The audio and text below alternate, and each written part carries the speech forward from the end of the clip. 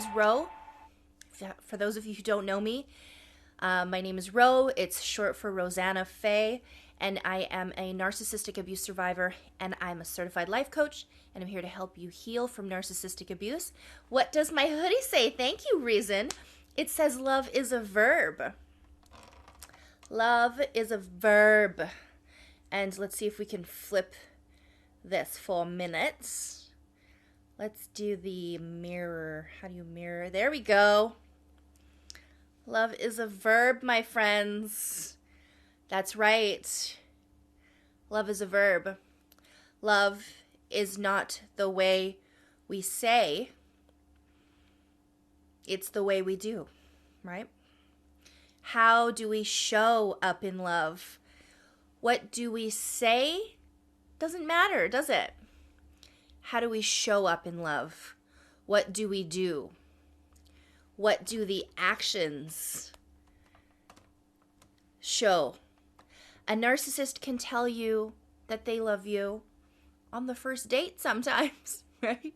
A narcissist can say, "You're my soulmate. I think I'm in love with you." They can say, "But I love you. No one's ever going to love you the way I love you." But how do they love you? How do they show up for you in love? So if anybody is interested in this hoodie and other merchandise from the Love is a Verb line, which I just launched last week, I have Love is a Verb hoodies, t-shirts, coffee mugs, tumblers, hats, and then I also have Rollercoaster of Love gear, and also some narc-free gear. So if you want to be narc-free, if you want your coffee narc-free and sugar-free, you can get a narc-free coffee mug and drink your coffee. And I want you guys to know something.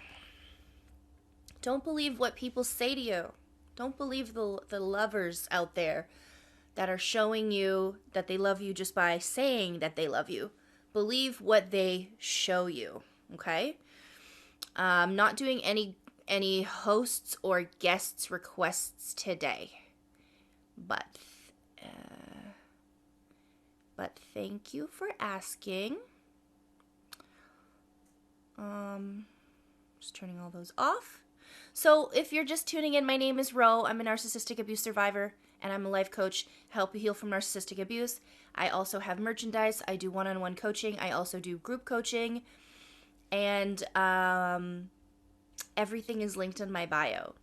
What we want to talk about today, what I'm going to talk to you all about today, anyone who's interested in asking a question, pop it in the chat. A lot of these lives go on YouTube and on my podcast, which you can also find on the Beacons link in my bio. But I want to know, what do you think?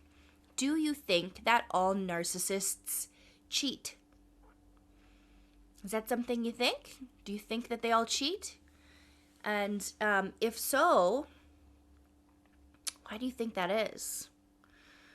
Yes, we're saying yes, that all narcissists cheat, right? So there are 9 behavioral traits of a narcissist. I don't have PayPal. How can I pay for the group session? Unfortunately, PayPal is the only form of payment that I do have. So I can let you know in the future if I open up other forms of payment. But right now, PayPal is the only one I use, as it's the easiest to use in Canada. So anyone who is thinking that a narcissist cheats, where do you think that comes from? Why do you think that all narcissists cheat? I believe that yes, they do all cheat, and I'll tell you why. Yeah, it feeds their ego. Absolutely, feeds their ego. There's also this aspect of entitlement. So it's one of the 9 behavioral traits of narcissistic abuse, or a narcissistic abuse cycle or a pattern that forms whoever this person is as a narcissist. They go in these little patterns, and these behaviors creates the narcissism in them, right? If they're ever diagnosed by a therapist or a psychologist, if they ever decide that they want to get help and they want to go and seek therapy and seek support for their disorder, they might be diagnosed, and the criteria is 5 out of these 9 traits. So the first one is entitlement. My nails are really bad, so I'm going to go like flip the hand. The first trait is entitlement. Entitlement is kind of what is going to get that narcissist to cheat, because they're entitled to everything they want. They see it, they want it. They already have a wife, they're going to go cheat on her with an escort. Right? Hello, what's going on? So if they're entitled, they're going to cheat on that exam. They're going to cheat their way out of that parking ticket, that speeding ticket. You know, they're going to cheat their way to the top at their career, at their job. They're going to cheat. And even if it's not infidelity, it's going to be some sort of cheating, some form of cheating. And that comes with entitlement. The second one is envy. They are completely envious of almost everyone around them. They're in competition with everyone. They're envious of what you have, envious of what they wish they had. And so that could be part of their cheating behavior too, is that envy. They also, in a weird way, think everyone's envious of them. So envy is a huge behavioral trait. They do have a lack of empathy. So they're not going to put themselves in your shoes and feel the experience of what it would feel like to be betrayed in that way and cheat on you. They'll cheat on you because they don't know, they have that lack of empathy where they can't actually feel what you're feeling.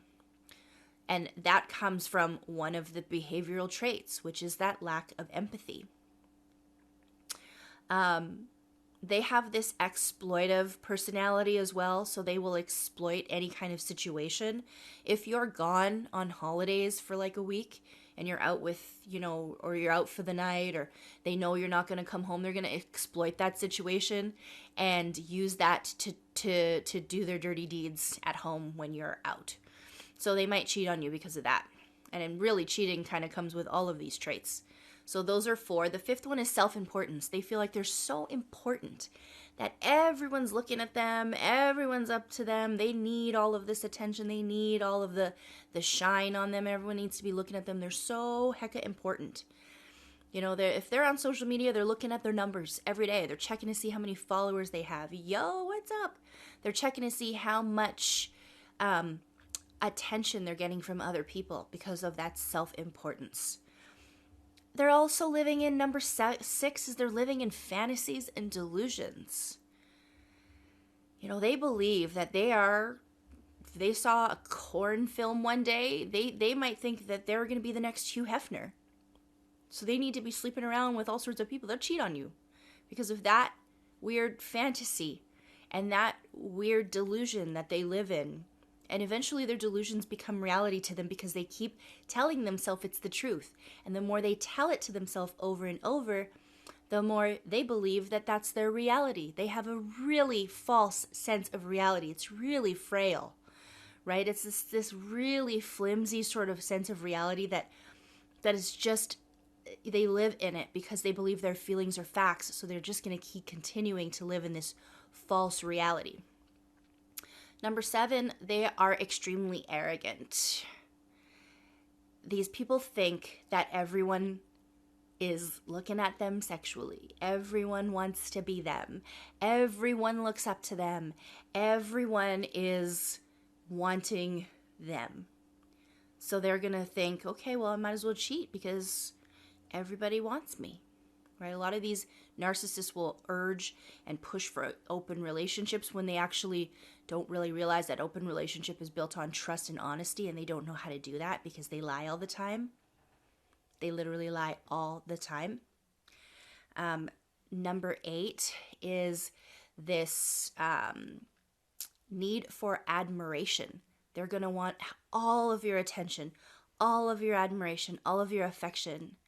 They're going to need all of that. And they're going to act as if you owe it to them to give them that attention. This is why they constantly have supply all the time. This is why they cheat, because they have all of these side supplies. They have one lined up, ready to go. And now I'm stuck on the last one, self-importance, entitlement. And the last one will come to me. If anybody knows the last one, you get a follow back. I totally lost my train of thought on the 9th one. I think I said 9. Yeah. Entitlement, envy, exploitive, lack of empathy, unhinged, no. Self-importance, delusions. I think I'm going by the comments, but maybe I am one. Even -3. 7, I heard. My girl, what's up? Denise and Maria's in the house. Hello. I caught my narc off guard and had access to his social media in real time. He unblocked his ex as he unblocked his exes. Ooh. It's 9. You can't remember. I don't know the 9th one. If anybody knows the 9th one. I think I said 9. Hello, everyone. So yeah, I do believe that all narcissists cheat. Why do I believe all narcissists cheat? Is because of all of those behavioral traits. They all fit the criteria of someone who just doesn't really give a shit. You know, there's a reason why narcissists do what they do. The narc is talking about trauma bonds. Yeah, because he probably created a trauma bond in somebody. Morning. What's up, that guy? Officially certified. Who is this? Do I know you? Turbulence. Hysterics. The narc is talking about more. The more they do, they make up the delusional world, the worse their Alzheimer gets. Yeah, you know what? A lot of narcissists become a little more narcissistic as they get older. And the funny thing with that is they don't get better as they age. They get worse. They're not like a fine wine. They don't get better with age.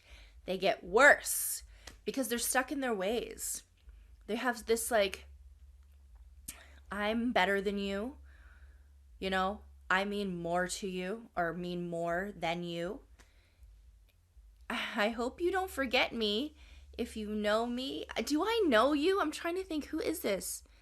I don't know who this is. No longer using that guy official account has been hacked. Well, I'm sorry that your account was hacked. I don't think I know you. They don't get better. Even if they renew their wedding vows, he cheated several times. Yeah, I think that the narcissist will always cheat because they always need supply. They really need it to feed them. But there's this really this common misconception that narcissists have this high inflated sense of self, like they really know when we say arrogant, it's not the arrogance that comes from confidence and self-awareness. It's the arrogant of masking their insecurity. So what they're doing is that they're actually trying to project their own insecurities onto you. So they act arrogant. And yes, they will blame you for their aging too. Exactly, Elle. They'll be like, you stress me out so much. You've made me drink. You made me feel old. Like, they'll blame you for everything. They'll absolutely blame you for everything. I made a video a couple weeks ago, I believe, about narcissists, the things that they don't want you to know. And one of them is they don't want you to know that, they'll blame you. They're going to blame you, like whatever you do, you're messed with a narcissist. You're pretty much fucked because they're going to blame you for absolutely everything. Even if it's the simplest thing, like oh, it's so hot out. It's your fault that we're out here in the heat, Like they'll blame you for the weather. They'll blame you for their age. They'll blame you for them cheating on you. They will blame you for everything. Every time he cheated, it was my fault. How many of us here, and hands up if you've done this, and I'll tell you I've done this. I have 100% done this. How many of you here apologized to a narcissist for what they did to you? Hands up if you've caught yourself apologizing to a narcissist for something they did to you. Me. I did that. Me nonstop, right? We've done this. Why? Because they're so good at manipulating to make things feel like it's your fault, to make it feel like you were the problem. They wouldn't have cheated on you if you weren't so insecure. They wouldn't have cheated on you if you weren't so jealous all the time, right? Girl, I'm going over this with my therapist. Yes. And I do believe that a narcissist wants you to blame yourself for everything. So they will repeat and repeat and repeat the same thing over and over again so that you feel like that's the truth, right? They're doing the practice that they do on themselves right back to you. They actually make you feel like the crazy person, like the abuser sometimes, like that what you're doing is wrong. So listen for the repetitiveness. Narcissists are very repetitive. They say the same thing over and over and over and over and over again to drill it into your head so that you feel like it's true. Mine would never admit he cheated, but do you think he did? Yeah, so true. And they do this in the very beginning too. Why do they get so angry when we stand up for ourselves, even if we do it nice? They get so angry when you take your power back, Elle. They don't want you to be in control of your own life. If you stand up for yourself in any way, you put yourself first, even if it doesn't have anything to do with them. You know? Thoughts on narc dating narc? Oh, good question. So I just was live tonight on YouTube with self-aware narcissist Lee Hammock and self-aware narcissist Ben Taylor. And if you missed that live, I do go live sometimes on Wednesdays with them on YouTube. And if you missed that live, you can catch it on my YouTube channel. So if you don't subscribe already to the YouTube channel, you can go to the link in my bio and subscribe. But that was a question that did come up in our live tonight about two narcissists together. And it is just, a lot of us just said it's a mess. A narcissist, self-aware narcissist, has talked about his relationship with a narcissist and how it was, and it's traumatizing for them too. The power dynamic just goes up, down, up, down, up, down, it's back and forth, and it's just a mess. They're competing. They'll be competing together all the time. And one will eventually have more power over the other. And eventually someone will get hurt, right? Do people believe BPD can destroy NPD? I'm not exactly sure. Yes, they all cheat. Yeah, Yuri, I believe it too. Yeah, we talk about them all cheating. And if you're just popping in here, my name is Ro. I'm a narcissistic abuse survivor, and I'm a life coach, certified life coach. I can help you heal from narcissistic abuse. Dr. Google It loves me. Thank you so much. I think Dr. Romani called it two cats fighting in a bag. For real. It's just like, what Ben described it in our live today was two magnets that are against each other, and just like, not the positive negative, but the positive, and they're just like, they're coming together. They can't really come together, and then eventually they're spinning around, like just trying, and like it's just tumultuous. How do you become a certified life coach? If you're interested in becoming a certified life coach, you want to make a difference in other people's lives, you want to help other people, you can go to the link in my bio under Become a Certified Life Coach and see exactly where I got certified, the school that I went to, and the course that I took, and you can do it yourself for you if you want to start a business doing what I'm doing. Go check it out. You're very brave. Thank you. Ooh, yeah, they repel. Yeah, exactly. They mess each other up. They repel against each other. It just becomes a fight. You're so welcome. So eventually it'll crumble. I feel like it'll crumble, or they'll be together forever and hate their lives. Who knows, right? I am not a narcissist, so I don't know what that would be like to be with.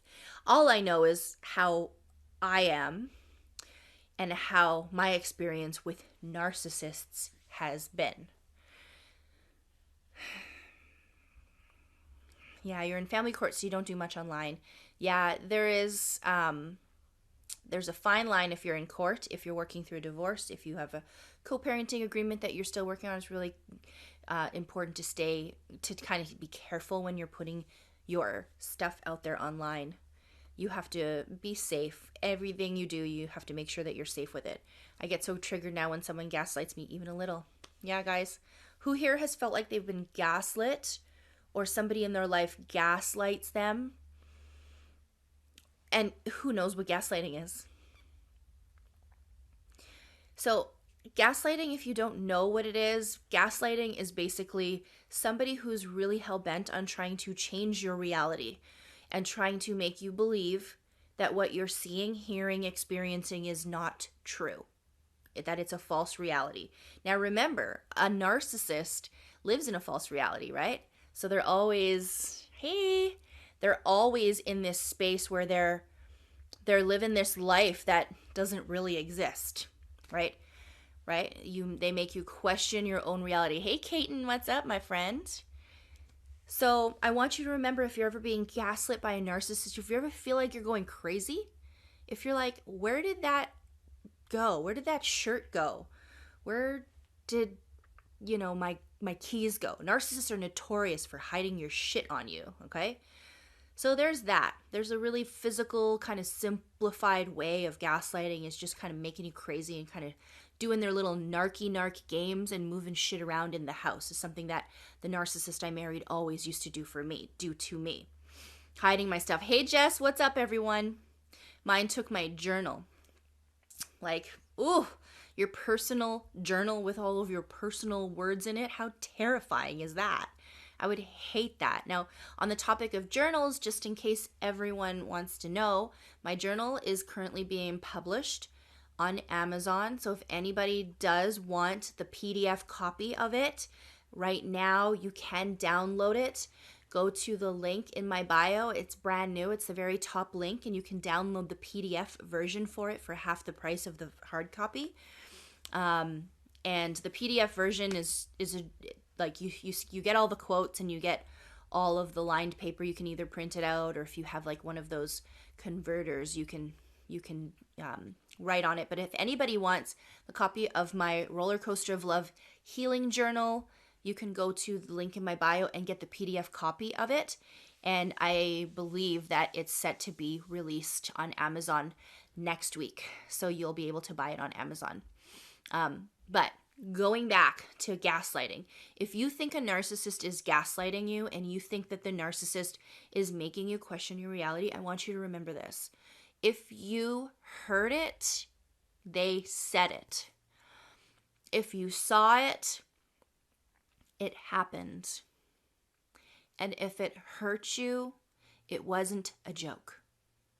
Okay? A narcissist will twist your words and say, you actually said this.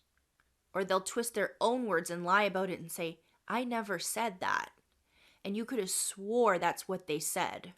You could have swore that's what they said. But they said no. And I'll tell you a little story. The narcissist that I married used to call me fat all the time and fat shame me. Like, I'm 130 pounds soaking wet. So him fat shaming me, and if you ever saw his body, you'd be like, what? I had girlfriends that were like, what did he say to you? What? Because I had 3 of his kids, and I have stretch marks, and I don't have a flat tummy anymore. And he would say to me, I wish I had my hot wife back with the, nice ass and the flat tummy, and the tight ass. I wish I had that girl back. Where is that woman? Right? Where is she? Where's that woman I married? When are you going to go work out again? I want my hot wife back. He would say that to me. And later when I was healing and I was talking about it and healing out loud and saying that out loud, he said, no, what are you talking about, Ro? I never said that. I never said that. I said that you would be happier if you worked out a little bit more and your serotonin was higher. You would be happier if you were in this happier mood, because you were always so grumpy. You're always so grumpy all the time. That's not what I said.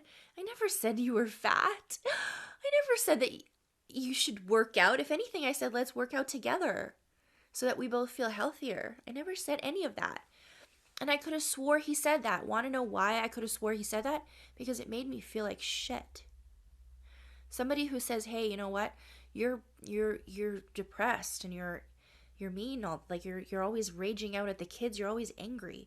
And maybe if we worked out and had a diet plan and we started getting healthy, maybe you'd be happier, and I just want my wife to be happier.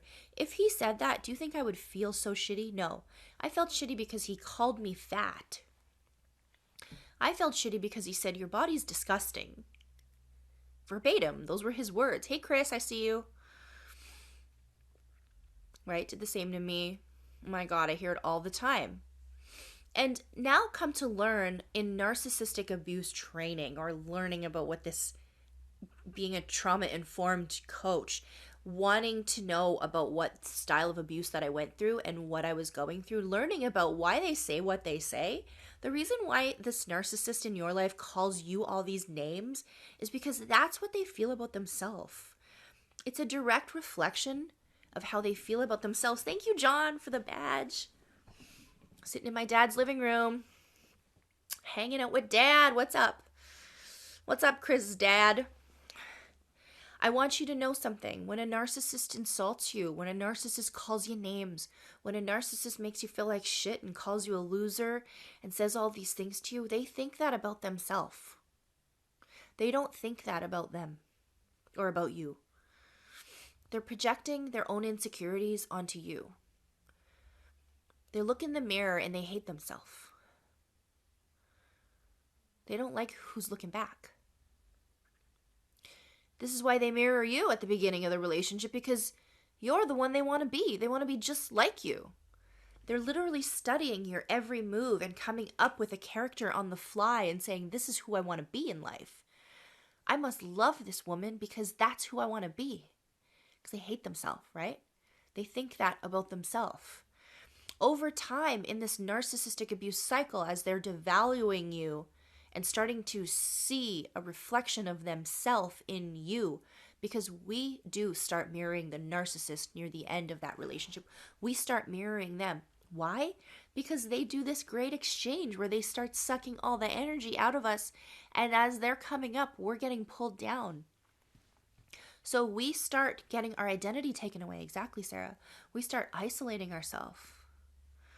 You know, we don't feel like ourselves anymore because all that energy is being sucked out of us to feed their supply, to feed them.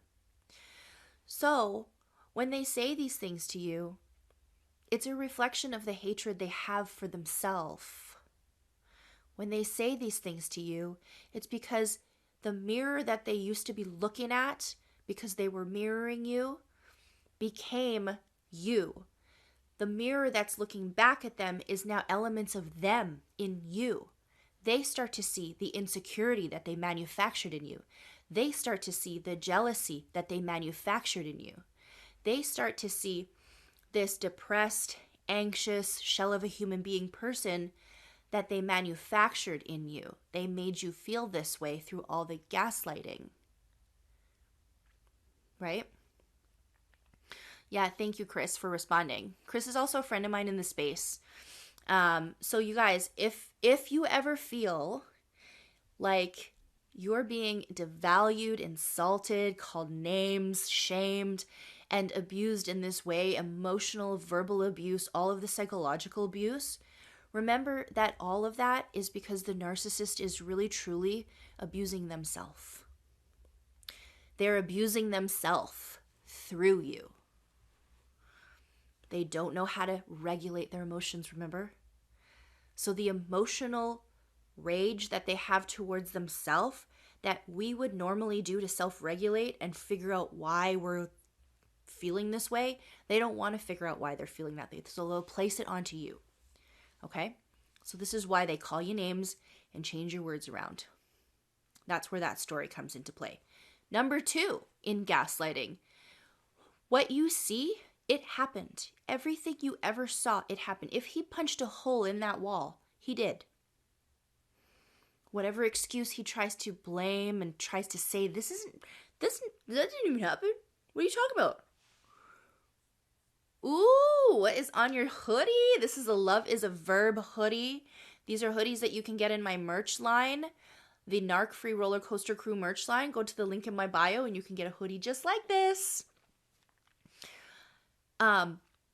If you saw it, it happened, okay? So that's the second rule of gaslighting. If you saw it, it happened.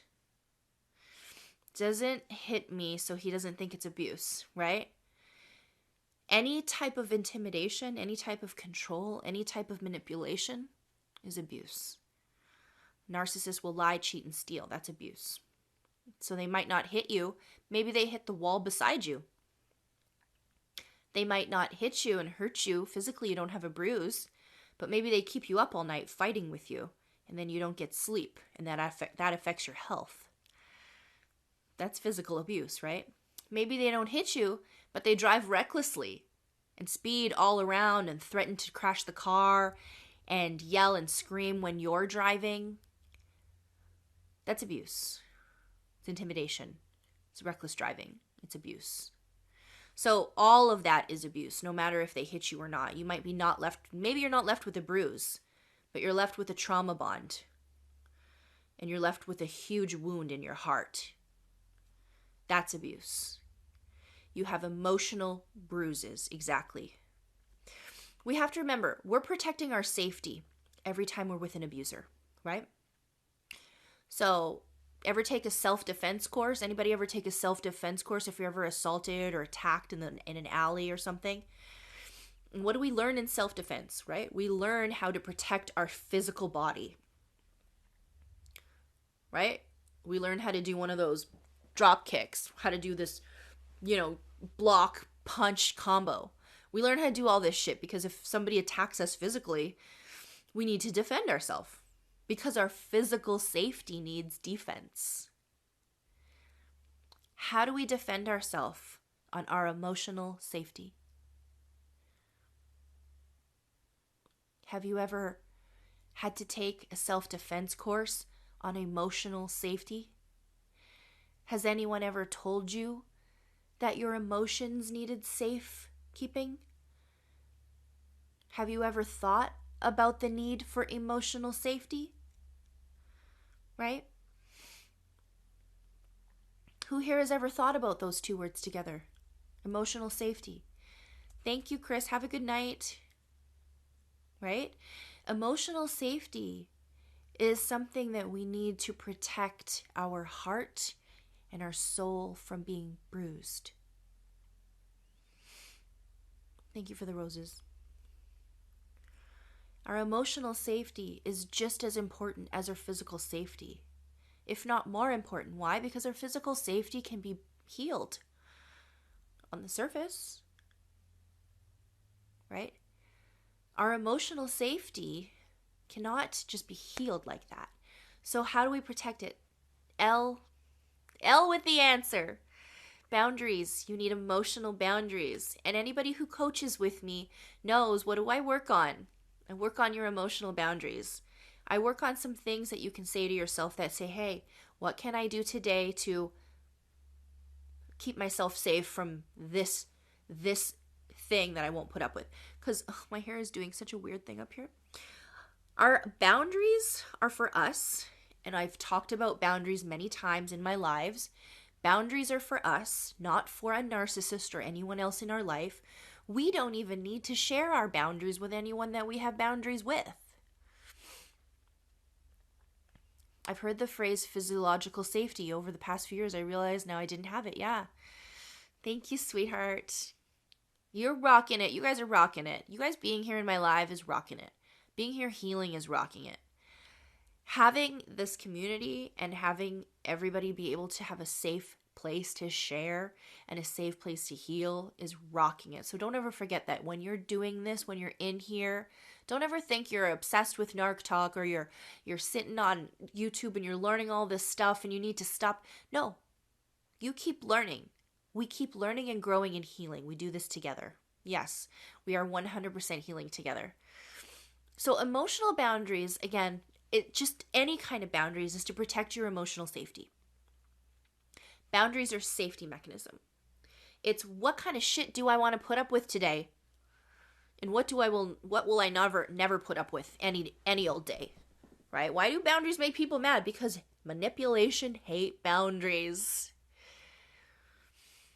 If manipulation and boundaries were put in a bag and swirled around, you know what that is? Manipulation is the vinegar and boundaries is the oil. They do not mix. Manipulation hates boundaries. Hates it. So anybody who's a manipulator, anybody who wants to control you, anybody wants to use their power to try to diminish yours and turn your light all the way down, is going to hate the fact that you have boundaries and you have standards and you have shit that you're going to put up with. And this is why I actually don't suggest telling a narcissist what your boundaries are. I don't even suggest telling anybody what your boundaries are.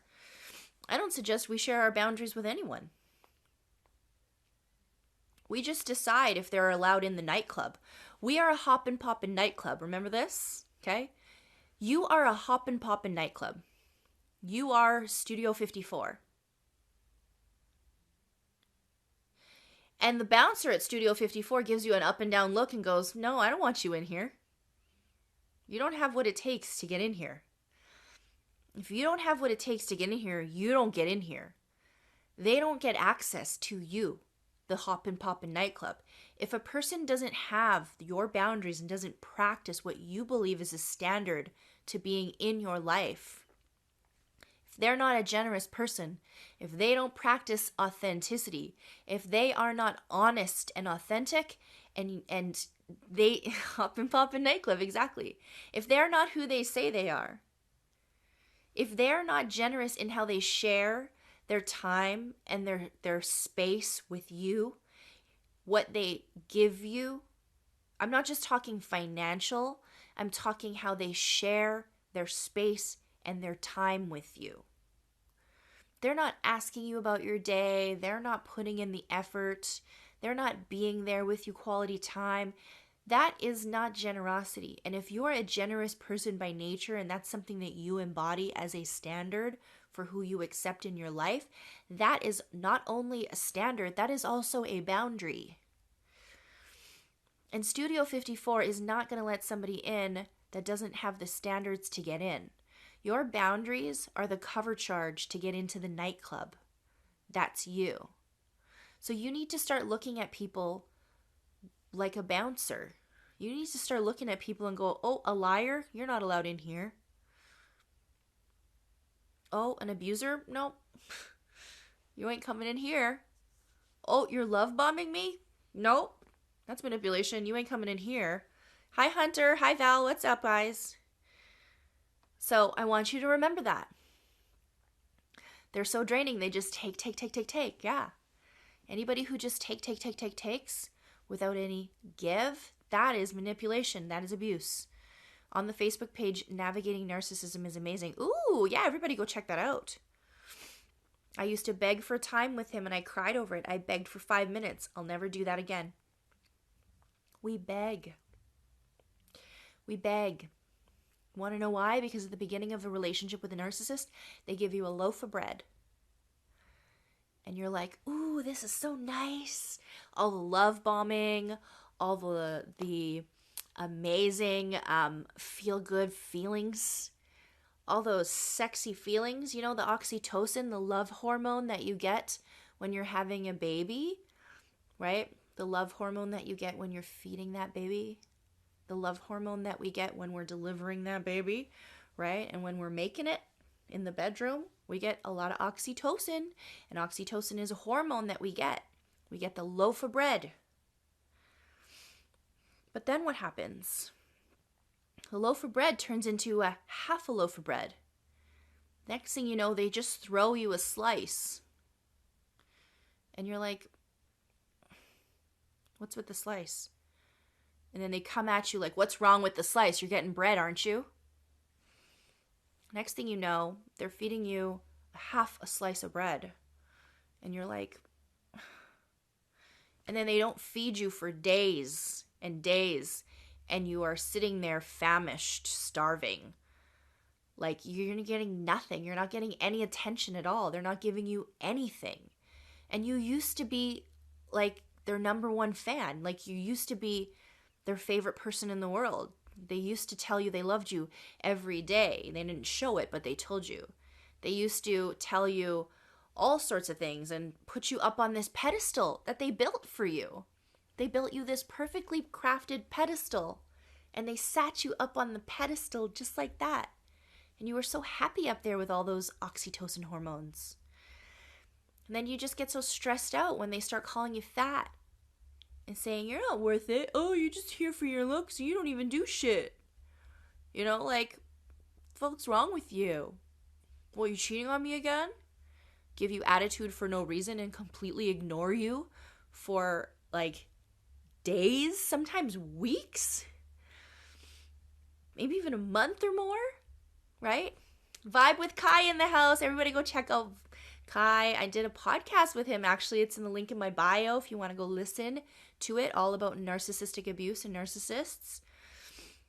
So if you feel like you were ever given a loaf of bread at the beginning of that relationship with the narcissist, and next thing you know, you're getting a half a slice of bread and you're just sitting there starving for anything, when they eventually throw you that breadcrumb, after you're sitting there being abused and so beat down and just wondering if this person even loves you anymore, if you even still matter in their life, and they throw you a breadcrumb, you're going to think that that's the world.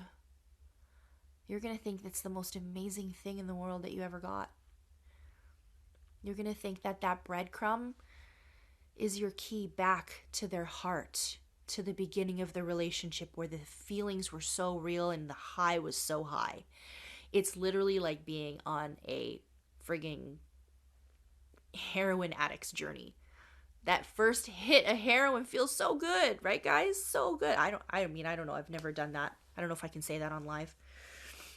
But that first loaf of bread, what they give you in the beginning, all that love bombing feels fantastic. And you're almost addicted to it. You want it so bad. You're craving it. You're starving for it. And then they give you this breadcrumb at the end, and it's just it's not even a taste of what they used to give you, but you accept it as if it were the loaf of bread.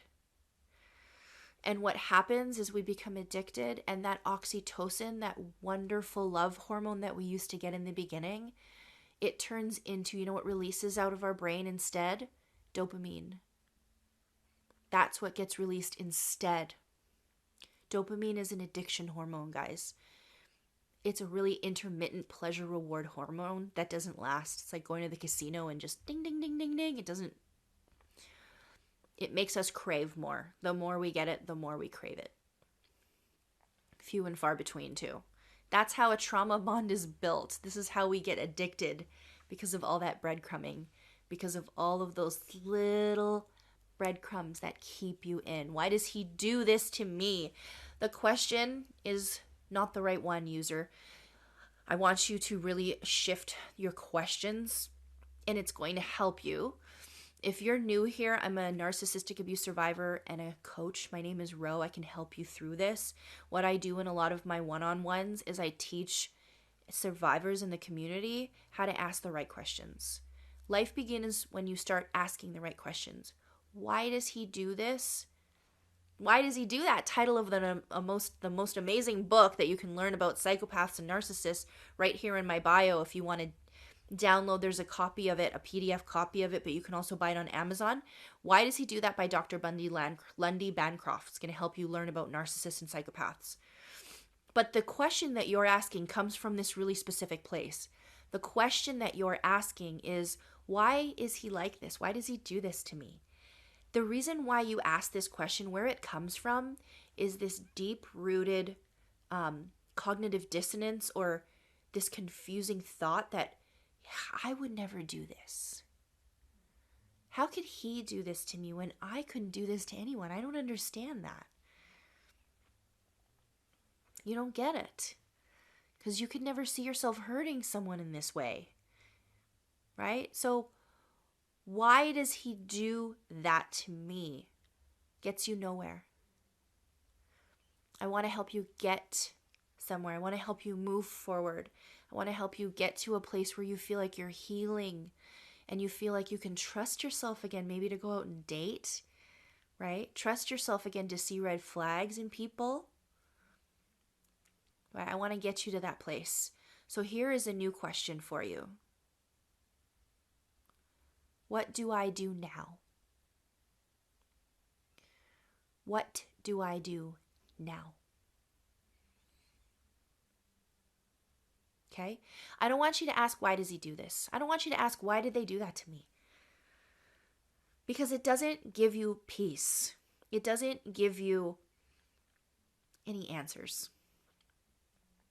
You can learn You can 100% learn how narcissists act, how narcissists behave. You can learn how you got stuck in this trauma bond. You did it again. Who is this? Jackson making me smile? Right? I want you to be able to move forward in your life and to be able to say, yeah, that happened to me. We don't have control over it. Okay? Life begins when you start asking the right questions. Stop asking why, start asking what. Okay? Start asking what. What can I do now? What did I learn here today? What does this tell me about this relationship? What is the truth here? Okay? Start asking what, stop asking why. But if we want to control, does that make us as bad as them? It depends what you're trying to control. When we're with these narcissistic abusers, they control us in a way. They don't want to see us happy. They don't want to see us strong. They don't want to see us out there living our life and being self-expressed and taking our power back. They don't want that. They want to control every part of us. They want to control every single part of us, our finances, who we talk to, where we live. Jackson, are you smiling with me? They want to control every aspect of our life. And what is really fucked up about it is it sort of works. They do end up controlling us in a way because they are so out of control with their own life. They're living in chaos. So think about the control that you actually want. All you really want is control over your own life back. Do you really want to control the narcissist? Or could you care less what the narcissist does? You just want control of your own life back. Meaning you just want to take your power back. That doesn't make you a narcissist. That doesn't make you an abuser. That means you want to take your power back and you want to be in control of your own life again so that you can live fully self-expressed and live within your own integrity, make your own decisions, and not feel watched. Not feel like you have to walk on eggshells. Not feel like Jekyll or Hyde might walk through the door and you don't know if you're going to get yelled at today or given a dozen roses. You don't want that shit. Right? They drain our energy so we can't fight. They gaslight you and drain your energy. And they berate you. And they yell at you. And they scream at you. And they call you all sorts of names. They do it when you're tired. When you're down in the dumps and you're down on your luck and you're losing your job or you're in this space where you don't feel like yourself. They're going to just kind of exploit that and keep poking and prodding you and just bugging you until you have no choice but to just give up. And oh my God, Rhea girl, what did we read? 2 weeks no contact tomorrow, girl. I want to celebrate my friend Rhea right now, guys. This is amazing. Anybody who has any no contact time, pop it in the chat. I'm so proud of you for where you are at. I want you to know what you're doing with your life is really important. Being in a space where you can claim your no contact time is really important, and you should celebrate it. You're so welcome, girl. I can't go no contact because I have kids with him, and that is something I used to say too. I have 3 kids with the narcissist that I married, and I've been in no contact with him since December 18th, 2021. I'm not saying it's easy, but I'm saying it's possible. I'm not saying it's easy. I'm saying it's possible. It's something you can do. You're a year and 2 months. Oh, wait. In a year, so you're a year and 2 months? Well, 2 months, it'll be a year for me. October 3rd, 2 days ago, and you're still doing it. Good job, girl. How is it possible? It is possible. You got to put a plan in place, and I can 100% help you. If you're just tuning in, my name, I'm a little stuffed up, yeah. My name is Ro. I'm a certified life coach. I have been a narcissistic abuse survivor for 15 years, and I have been helping other people heal through their trauma, heal through the narcissistic abuse, Oh, you had to do math. Yeah, no worries. Amethyst, you go, girl. I want you to know that I can help you. I do. You want to get me Buckley's? I do offer one-on-one coaching, and I do have group coaching. So there's a couple events coming up that are really important. I want you to take a look at. Go to the link in my bio and see what I have going on. One, I have a new healing journal that has just been, it's being published and reviewed right now on Amazon. So very soon to be hitting the Amazon paperback covers. You can purchase them on Amazon. Right now, if you want the PDF link to it, you can go to the link in my bio. I think journaling is one of the most important things that we need to do for ourselves, for self-care and self-love. Remember, love is a verb. Love is how we show up for ourselves, what we do for ourselves in self-care. Okay? Love is a verb. So being able to journal is a form of self-care. It means we're showing ourselves we love us. Remember how a narcissist would always tell you that they love you, but they don't ever fucking show it? They don't actually do anything for you, right? Do it for yourself. Show up for yourself in self-love by doing something called self-care. Journaling is one of them. Okay, being in this live is another one. Going for a drive. You know, spending time with family, spending time with pets, spending time in nature. Doing all of the things that put you first. Going no contact is an act of self-care. So if you're stuck on self-care acts, if you're stuck on what to do, if you are not sure what it is, because it's not just getting your nails done and getting your hair did. It's more than that. It can be that, but it's more than that. If you're stuck on ways to practice self-care, go to the link in my bio, go down to 31 ways to practice self-care, and you can download that. And you can also download the healing journal, okay, that is being published on Amazon. The next thing that's coming up is my merch. My merch is already out, actually. So if anybody wants a hoodie just like this, or if you want this on a hat, or if you want a hat that says narc free, or a t-shirt, or a coffee mug that says narc free, because I know some of us like their coffee black and narc free, right? Some of us like their coffee black with no sugar and narc free, right? So you can get yourself a mug. Go to the link in my bio and you can check out all the merch that I have available. And then the third thing that's on there that's really awesome, on November 10th, my friend Carrie McAvoy is interviewing,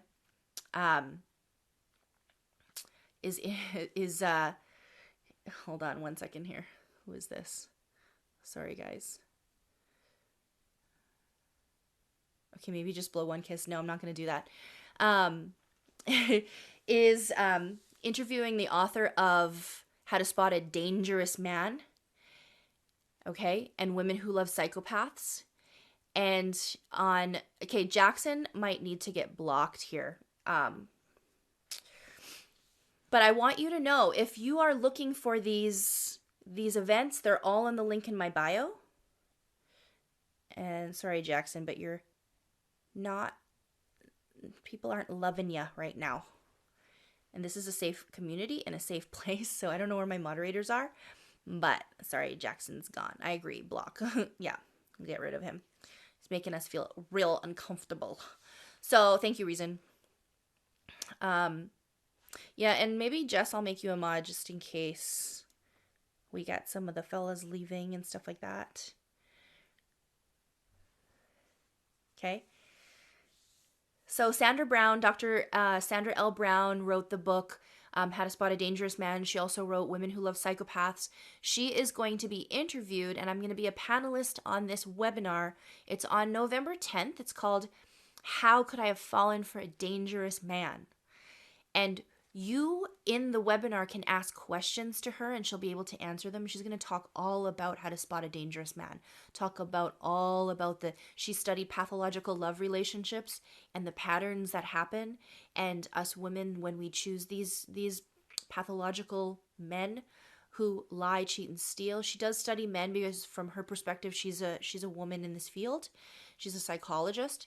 So it can apply as well if you are looking for answers and you're a man. And I believe it's going to be probably heavily on the woman's side. More women are going to be attending, but it's $25. You do get a replay of it. If you want to book your seat, it's on November 10th. The link in my bio has the booking, the registration link. So those are the three main events, or the three main things that I have that's new.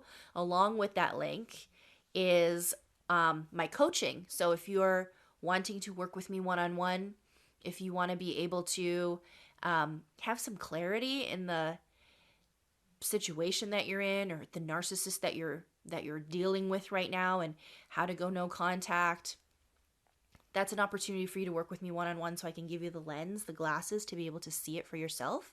I'll assess your situation from my professional opinion and my perspective, and give you exactly an analysis with no judgment, all out of love and all from nothing, okay?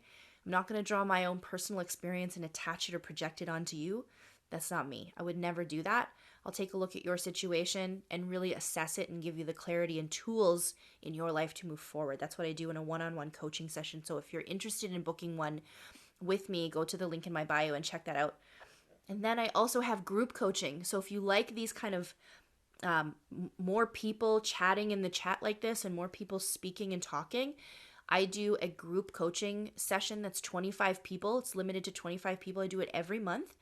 And the next one that's coming up is October 23rd, and it is almost sold out. So if you want to book that, go to the link in my bio under monthly group coaching session, and you can register for that one. That's on October 23rd, 7 p.m. Mountain Standard Time. And I know that some of us here, yes, you did the group. Ninin was in the group for that. I remember. Anyone who is in the group coaching, anyone who's coached with me, if you want to share, put your hand up and say, hey. Anyone who's a friend of mine that does coach with me on like a personal level, you can put your hand up and say, hey. I want you to know that this community is super safe. This community, you're not alone. You're always going to feel heard and seen and believed. Hey, everybody, hey, right? Put your hands up. Put your hands up if I've helped you. I believe that healing from narcissistic abuse takes 3 aspects. We need 3 things to heal from narcissistic abuse. One of them is community. That's what we're doing right now. Okay? One of them is community. That's what we're doing right now. Hey. And 2, you need to be in self-care and self-love. It's very important to be able to show yourself that you love yourself. The actions, love is a verb. Okay, guys, we need to remember that love is not just a word. It's a verb. It's how we show up in people's lives. It's how we show up for ourselves. Getting a protection order against a narcissist is a self-care act. Yep. Blocking a narcissist is a self-care act. Yep. Going no contact is a self-care act. Yep. Learning about narcissistic abuse is a self-care act, which makes me go into my third point, which is the third thing we need to do. Learn about narcissism. Education, knowledge. All right, community, self-care, self-love, education. These are the 3 things we need to do to heal from narcissistic abuse, to take our power back, to be able to step out into the world and trust ourselves again, learn to date again if we want to be in this place where we are confident, because there's this little light shining in all of us that the narcissist turned down and tried to dim and tried to put out. They're trying to put out that flame. But you are deserving of everything that is good in the world. Your light needs to shine bright like a lighthouse in the darkness. You're a clearing for all of these other people here that are healing. You're doing that just by being here. Don't ever forget that. Okay, so thank you for being here. I want to end the live by asking you what your freedom date is. Your freedom date is the date you get to choose, the date you got to take your power back, whatever it is for you. Your freedom date could be the day that you went no contact. Your freedom date could be the day you just realized you were with a narcissist and decided you wanted to leave. Your freedom date could still be with a narcissist, but you just see it now. Your freedom date could be the day you get divorced. Whatever your freedom date is for you, mine is November 15th, 2019. I want you to pop your freedom dates in this chat right now. Pop it in. I want to celebrate. It's important to celebrate our wins. And having a freedom date is an incredibly huge win. Pop that freedom date in the chat. Let's see them, guys. November 15th, 2019. You don't have to put the year if you don't want to. You don't have to put the day you don't want to. You can put the month, you can put a day. November 11th, 2022. Yes. Guys, take a look at these freedoms. These are your dates. This is a day we get to celebrate your freedom. And remember that every single day is always sweeter in freedom. Every single day is sweeter in freedom. Okay? If you don't have a freedom date yet, I want you to know something. If you're right here in this chat and you don't have a freedom date to put in this chat, you will get one. 2023, here we go. That is the attitude, Shannon. You will get one. I promise you, you will have a freedom date and you'll be right here in this chat, popping it in here, and we'll all be celebrating with you, okay? If you do not have a freedom date, remember, we are here for you. This is your sign, okay? Kind of do, kind of don't. This is your sign. All of these dates, hey, Jen Marie, all of these dates is proof that you're going to have one. And I promise you what you're going through right now, if it's painful, it's temporary. It's not going to last. Bad times don't last. If you're trying to leave, I promise you, you will. The fact that you're trying to leave tells me that you're here healing and you're ready to leave. Okay? So, I'll leave you with this. Your worst day on the side of freedom will still be far better than your best day you ever had with that narcissist. Okay, guys? Thank you for being here. Let's stay narc free. Love y'all. Bye.